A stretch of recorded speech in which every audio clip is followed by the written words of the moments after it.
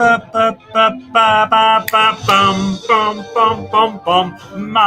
Monday Live, 14th of April, and it's about magic.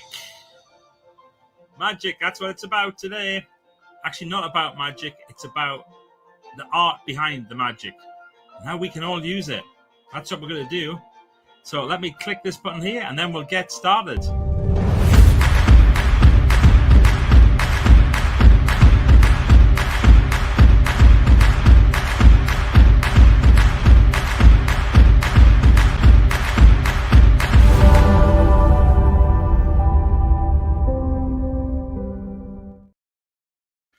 Oh, hang on, press that one there, and then Instagram can join us too. It's the start of the week, grab your coffee cups, it's Magic Monday Live. That bit there, that bring, is kind of magical, isn't it? And that's what I'm talking about today. I'm talking about magic because I was going to do some magic tricks on today's Magic Monday. Just for fun. I just thought it'd be quite nice to do some magic. And I thought, actually, 2 or 3 things. First of all, I bet the majority of people who are watching today... Oh, probably my mic's out the way. Do I sound a bit funny? Is that a bit better? Somebody already said that. Yeah, they probably already did. They probably... they may not know that I used to be a magician. And, so what? So why should you know that I was a magician? You might not know that I used to be a professional magician. That meant I got paid to do magic shows. Yes. And I thought, who cares about that? Then I thought, if I start doing some tricks now, it's a bit of a step backwards, isn't it? So I changed my mind. And interestingly, the reason why I changed my mind was because of this book. And look at this. This is a beastie, isn't it? Big, strong book. And it's called The Magic of Michael Amar. And in the back of this book, there are some essays. And I was thinking about doing some magic tricks, and then I thought, actually, look at the essays.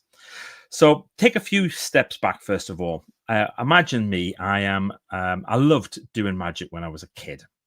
Magic sets, Paul Daniels magic sets, all that type of stuff. I loved doing those things. And then a few years later, I joined a charity as a fundraiser, and one of my colleagues was a member of the Magic Circle. He knew I was interested in magic, so he said, why don't you come along and have a look at what's happening at the Magic Circle. So I went to the Newcastle Magic Circle, watched somebody do a lecture, like they did their show, and then they showed you how to do the tricks. I couldn't believe it. Couldn't believe there was actually somewhere where you could do this. And I became fascinated by it. And I decided that I would join the Magic Circle. And what you have to do to join the Magic Circle in those days was you had to do a 15-minute routine that included one original trick. No such thing as an original trick. So it was a version of a trick. And I did that, and I joined, and I paid I think it was £25 membership fee at that point, and you got a tie. So you got a burgundy tie with the Newcastle upon Time Magic Circle logo on it. And I started to do quite a bit of magic, and eventually I got to a point where people would pay me to do magic shows. So I used to do Harry Ramsden's on a Sunday lunchtime. So between 1 o'clock and 4 o'clock, I used to do table magic at our local Harry Ramsden's fish and chip restaurant. I would do children's parties.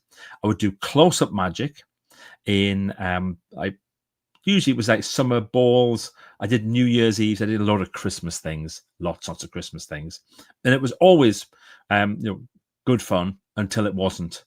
Some of them were a real challenge, like working New Year's Eve when you had a young family. It wasn't particularly brilliant.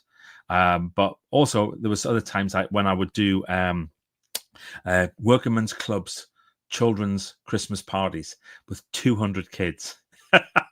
What was I thinking about? I'll tell you what I was thinking about. That's what I was thinking about. But anyway, I remember doing these magic shows.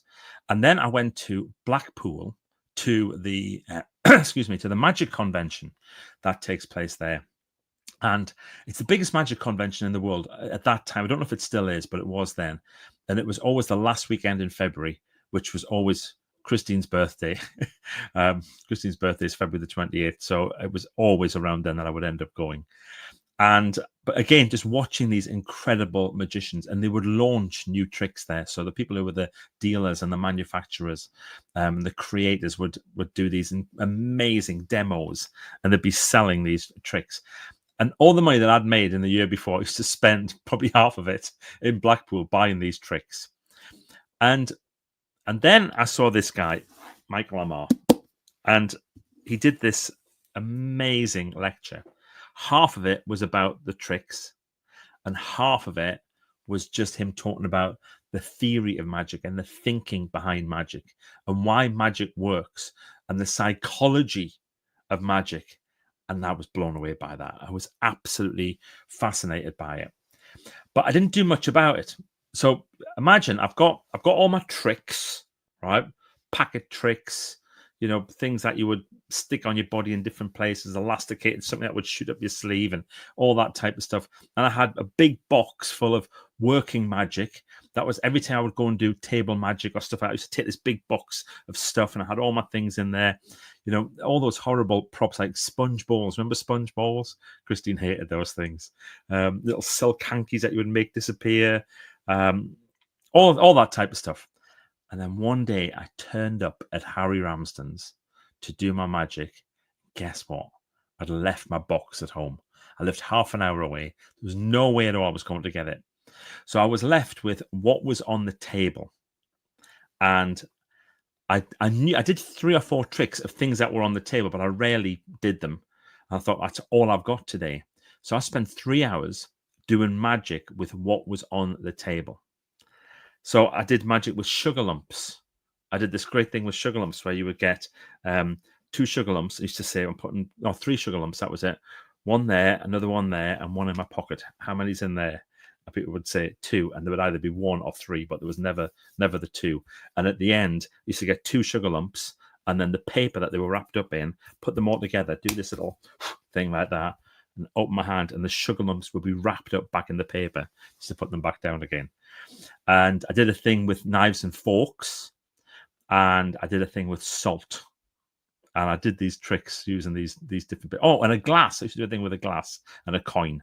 Anyway, so I did this. After that, I never took props again. And it was interesting because my friend who first introduced me to magic, I told him what had happened. And he said, if you think about it, a real magician wouldn't need props.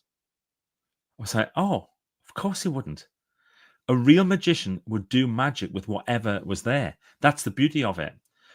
And so it wasn't about the trick.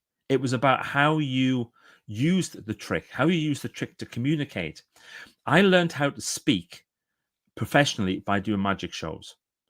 I learned how to communicate with people by doing magic shows. I learned so much from doing magic shows and by doing stuff over and over and over and over again, so that the trick just became an incidental something, but it was actually the presentation. That was what made the difference, and the connection with people.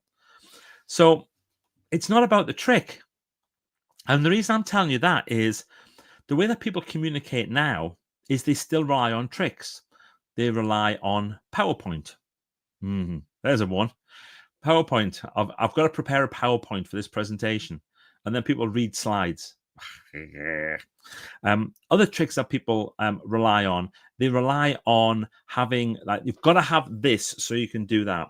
I need a certain prop, or I need things to be a certain way, or whatever. If you are a great communicator, a great speaker, you don't need that stuff. Oh my goodness, I've just noticed, speaking of great speakers, Alfie Joey's here. Right.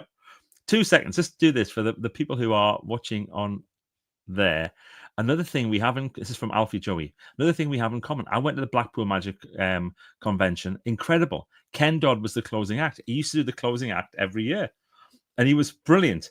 And sometimes people would take their sandwiches to a Ken Dodd gig.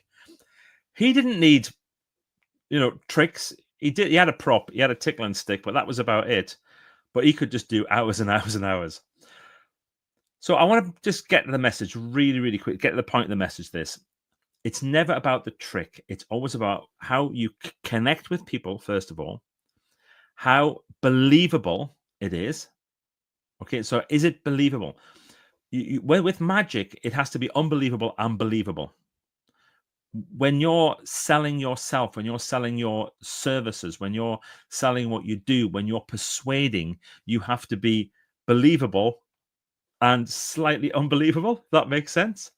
Just get that balance just right. When it comes to people talking about you, I would do sometimes I would do parties, and it was that classic thing where I would go around, people are having drinks, and I would do tricks and stuff like that, and people have their signed cards, and they'd stick stuff on the ceiling and all that type of thing. People didn't remember. They didn't remember the tricks. They just remembered how you made them feel. It's like nobody cares how much you know. They only care how much. Sorry, I'll start that again. Nobody cares how much they know. You know until they know how much you care. I butchered that great quote, but it's true. It's not about the trick. It's about how you connect and how you promote the trick. I think one day I might do a whole Magic Monday and just tell some of the stories about when I was doing magic. There was some very interesting. I'm just thinking of a couple. I'm definitely good. I'm going to do a Magic Monday about doing magic. Yeah. And it not be about the trick. It still won't be the trick. I might show you one trick when I do it. But I think what I'll do is I'll do a Magic Monday and I'll tell some of the stories. I once set somebody on fire. That was fun. I once had to hurt a child. That was fun.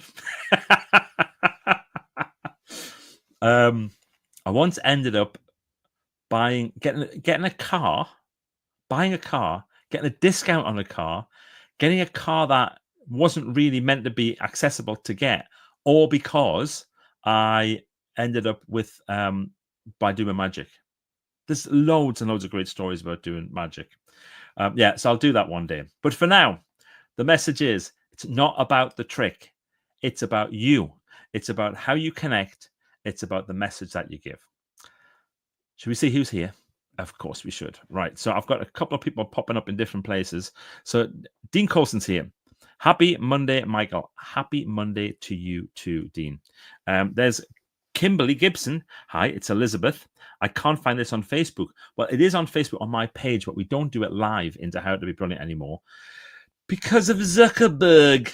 Well, Facebook generally don't let you do lives straight into your Facebook group anymore via streaming software. So you have to do a thing. They're just trying to make it as exclusive as possible. Well, what they've done by doing that is they've lost me doing lives now. Probably don't care. Chris McConnell's here. Hi, Chris.